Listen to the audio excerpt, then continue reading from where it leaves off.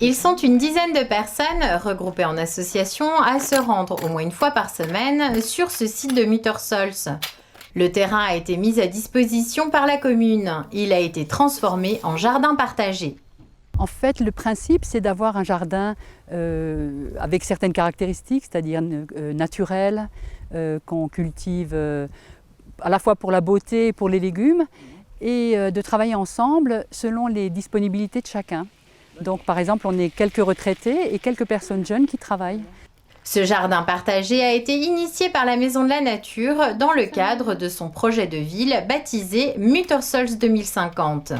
Donc on a la Maison de la Nature dans le village qui avait fait une enquête auprès de la population pour savoir quels étaient les désirs des gens. Et il y avait en particulier le fait de faire des choses ensemble, de pouvoir également être plus proche de la nature, de soigner l'environnement, de pouvoir transmettre des compétences que certaines personnes ont dans un souci de solidarité. Donc c'était un petit peu, le jardin partagé répondait vraiment à tous ces critères. Pour leur jardin, les membres de l'association ont avant tout misé sur la biodiversité. On trouve beaucoup de choses, beaucoup de sortes de légumes. On mise vraiment sur la biodiversité, donc d'avoir un maximum de choses, donc des plantes surtout locales, mais on a aussi quelques plantes, on a planté des patates douces par exemple, on a des plantes comestibles comme du chrysanthème comestible que personne ne connaissait.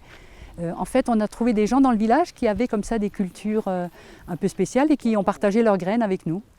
Donc on a pu avoir plusieurs variétés de tomates.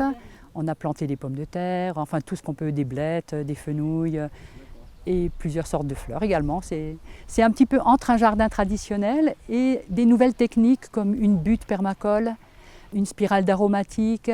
On paille tout, on essaye de soigner la terre. C'est un peu différent des méthodes traditionnelles quand même. Le concept permet également de créer du lien entre les habitants.